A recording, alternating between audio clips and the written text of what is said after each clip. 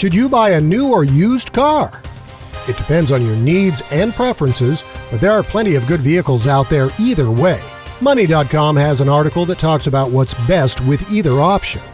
New cars provide greater security than buying used. They come with warranties and have never been used by another driver, and have the full backing of the manufacturer if something goes wrong. Plus, if the latest tech or safety feature is a must, it might only be available in the new models.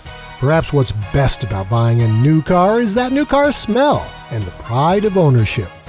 If you're not glued to the idea of buying a new car, used vehicles have their own benefits. Buying used is less of a risk than it used to be.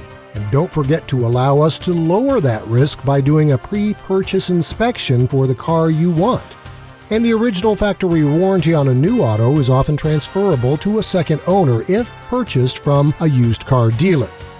Used vehicles are less expensive due to depreciation. Even a 1-year-old used car will be 20 to 30% cheaper than when it was new.